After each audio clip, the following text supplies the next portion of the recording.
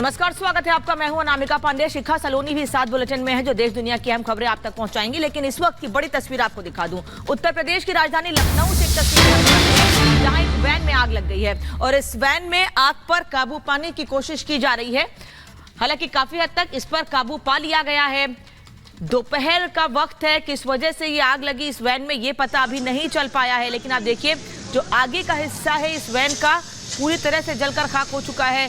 काफी देर तक कोशिशों के बाद इस वैन पर लगी आग पर काबू जरूर पा लिया गया, लेकिन जितनी देर इस वैन के आगे के हिस्से में आग लगी रही, अफरा तफरी का माहौल रहा। आप देख सकते हैं पीछे जो लोग खड़े हुए हैं इस वैन से थोड़ी दूरी पर, वो भी कोशिश यही कर रहे हैं कि दूर रहे इस वैन से, जिससे कि आग और ज्यादा ना फैले, उनको नुकसान ना हो। जो आसपास के वाहन है वो भी दूरी से ही निकल रहे हैं।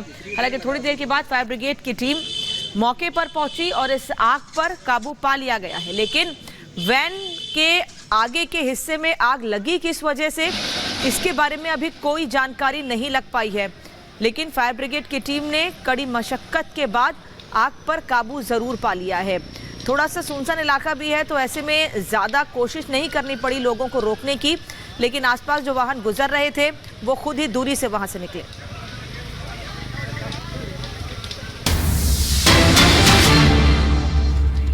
और एक और बड़ी खबर आपको बताएं, केस दर्ज होने पर जियाउर रहमान भड़क गए हैं। स्पीच देने पर बेवजह केस दर्ज किया गया है। जियाउर रहमान की तरफ से कहा गया है ऑफिसर्स को भी जियाउर ने चेतावनी दी है कि एक तरफा कार्रवाई का बदला लेंगे। दरअसल समाजवादी पार्टी के कैंडिडेट हैं संभल से और इन पर केस दर्ज हुआ है स्पीच को लेकर, जिस पर जियाउर अब बाकायदा धमकी दे रहे हैं, चेतावनी दे रहे हैं कि एक तरफा कार्रवाई का बदला लेंगे। मैं पूछना चाहता हूँ चुनाव आयोग से और उन पुलिस प्रशासन के अधिकारियों से, अगर बीजेपी के लोग आचारसंहिता का उल्लंघन करे तो कोई नहीं, और अगर हम लोग दायरे में रहते हुए भी अगर सही बात कहें तो उनका मदद कर देते हो तो याद रखना हमेशा एक जैसे रहने वाले नहीं है। कभी का दिन बड़ा है, कभी की रात बड़ी है।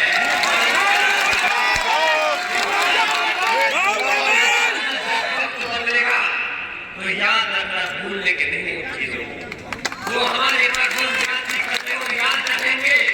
और उत्तर प्रदेश के अंदर हम इस बात को कभी नहीं भूलेंगे जो हमारे पर एक तरफा कार्रवाई कर रहे हैं। और इस वक्त एक और बड़ी खबर आपको बता दें कि जेडीए से निलंबित कर दिए गए हैं प्रज्वल रेवन्ना। दरअसल एक वायरल वीडियो सामने आया था और इस वीडियो के मामले में ही उन्हें जेडीएस से निलंबित किया गया है। वीडियो केस में पार्टी ने सस्पेंड कर दिया है। हासन से उम्मीदवार है प्रज्वल रेवन्ना, जिन्हें जेडीएस से सस्पेंड कर दिया गया है। दरअसल एक वीडियो सामने आया था और उस वीडियो को लेकर लगातार विपक्ष हमलावर था। और बड़ी खबर आपको बता दें, प्रज्वल मामले पर बोले हैं अमित शाह, देश की महिलाओं के साथ खड़े हैं, मातृशक्ति के अपमान की घोर निंदा करते हैं। कांग्रेस ने अब तक कार्रवाई नहीं की। कर्नाटक में कांग्रेस की सरकार है, प्रज्वल मामले पर कड़ा एक्शन हो। श्री रेवन्ना का जो समाचार पत्रों में और चैनलों में चल रहा है वो बिल्कुल आघातजनक है। ऐसा सहन किया ही नहीं जा सकता और भारतीय जनता पार्टी का स्टैंड बहुत स्पष्ट है। हम देश की मातृशक्ति के साथ खड़े हैं, देश की नारी शक्ति के साथ खड़े हैं। नरेंद्र मोदी जी का पूरे देश को एक कमिटमेंट है कि कहीं पर भी मातृशक्ति के अपमान को सहन नहीं किया जाना। परंतु कांग्रेस पार्टी जो हम पर आरोप लगाना चाहती है, मैं छोटी सी बात पूछना चाहता हूं, वहां सरकार किसकी है? सरकार कांग्रेस पार्टी की है। फेक वीडियो आपके ध्यान में ही होंगे क्योंकि टाइम पर रिलीज किए गए हैं। और अब तक कार्यवाही कांग्रेस पार्टी ने क्यों नहीं की? कार्यवाही हमने नहीं करनी है। ये लॉ एंड ऑर्डर का इश्यू स्टेट का इश्यू है। प्रियंका जी हमसे सवाल पूछ रही है, मैं प्रियंका जी को कहना चाहता हूं, नरेंद्र मोदी जी और मुझसे सवाल पूछने की जगह आपके मुख्यमंत्री उप मुख्यमंत्री को सवाल करिए कि आपकी सरकार क्या कर रही है, क्यों जांच नहीं हो रही है। हम जांच के पक्ष में है और हमारे साथी दल जेडीएस ने भी उन पर कदम उठाने की घोषणा की है। आज शायद उनकी कोर कमेटी की मीटिंग है और कदम उठाए भी जाएंगे। इस प्रकार की घटनाओं को सार्वजनिक जीवन में, समाज में या निजी तौर पर कहीं पर कोई स्थान नहीं होना चाहिए। कठोर से कठोर कदम उठाने चाहिए। ये भारतीय जनता पार्टी का स्टैंड अपर है और उसमें कोई कंफ्यूजन भारतीय जनता पार्टी में किसी स्तर पर नहीं है। हम महिला शक्ति के अपमान का, मातृशक्ति के अपमान का घोर निंदा करते हैं।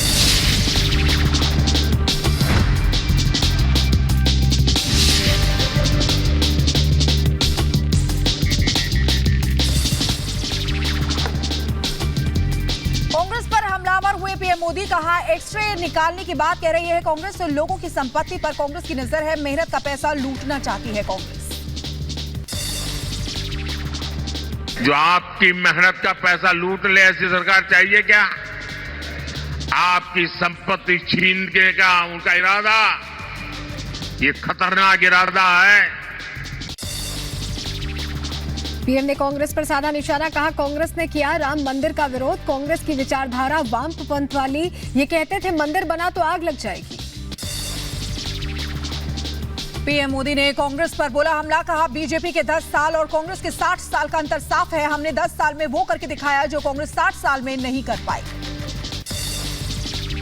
पीएम मोदी ने मनमोहन सिंह पर किया हमला, कहा कांग्रेस समय में रहे प्रधानमंत्री मनमोहन ने गरीब गरीब की जपते रहते माला। हमने 10 साल में 25 करोड़ लोगों को गरीबी से निकाला। महाराष्ट्र के माढ़ा में पीएम मोदी की चुनावी जनसभा, कहा बीजेपी को जनता का मिल रहा है प्यार, मैं जनता की सेवा में लगा हुआ हूं। महाराष्ट्र में चुनावी रैली में बोले पीएम मोदी, कहा महाराष्ट्र की यह धरती संतों के आशीर्वाद से बन रहा है विकसित देश। गुवाहाटी में बोले गृह मंत्री अमित शाह, कहा दक्षिण में भी बीजेपी को समर्थन मिल रहा है, 10 साल से पूर्ण बहुमत की सरकार चला रहे हैं। अमित शाह ने विपक्ष पर साधा निशाना, कहा विपक्ष आरक्षण पर भ्रम फैला रहा है, आरक्षण खत्म करने की बात निराधार है, कांग्रेस झूठ बोलकर गुमराह कर रही है। फेक वीडियो पर बोले गृह मंत्री अमित शाह, कहा कांग्रेस ने मेरा फेक वीडियो बनाया है, फेक वीडियो से भ्रम फैलाया जा रहा है।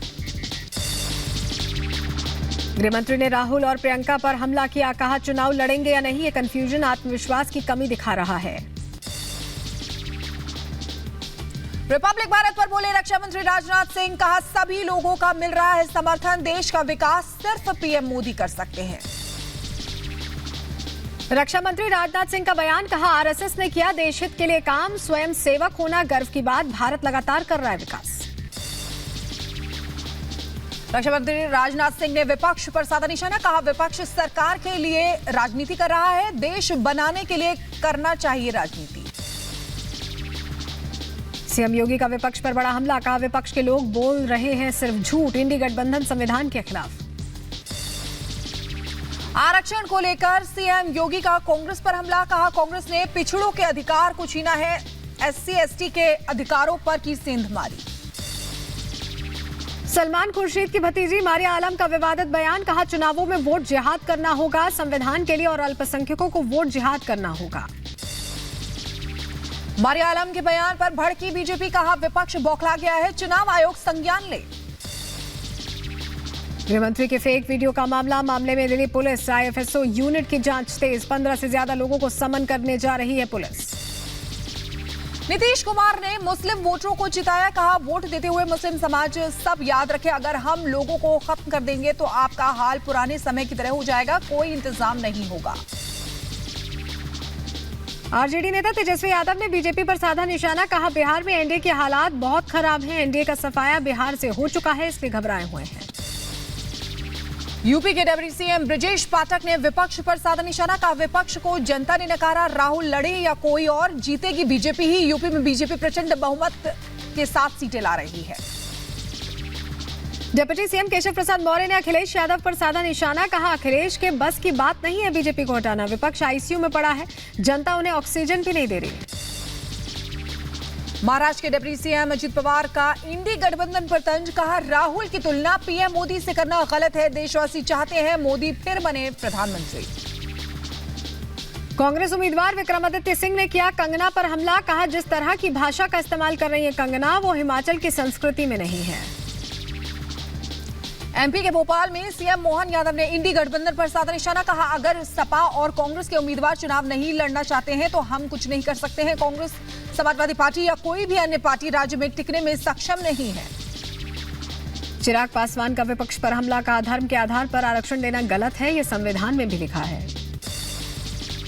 बिहार के डिप्टी सीएम सम्राट चौधरी का लालू परिवार पर हमला। कहा, मोदी जी देश के विकास में लगे हुए हैं और लालू प्रसाद का पूरा परिवार देश को लूटने में लगा है। मनोज झा का बीजेपी पर हमला। कहा, बीजेपी संविधान के प्रावधान को कर रही है खत्म। स्वतंत्र और निष्पक्ष चुनाव का कोई मतलब रह गया। सीएए, एनआरसी इस चुनाव का मुद्दा नहीं है। शिवसेना के एकनाथ शिंदे ग्रुप में मुंबई उत्तर पश्चिम से रविंद्र जयकार को टिकट दिया गया है। संजय निरुपम इसी सीट से चुनाव लड़ना चाहते थे।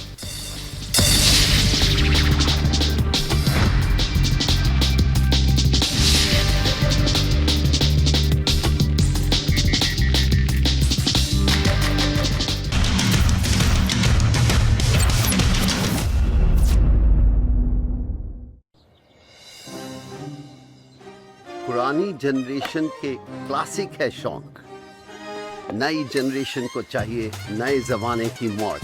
हर जनरेशन का अलग है अंदाज, अलग है ढंग, लेकिन सबके अनोखे स्वाद का एक है रंग। कमला पसंद इलायची, अनोखा स्वाद।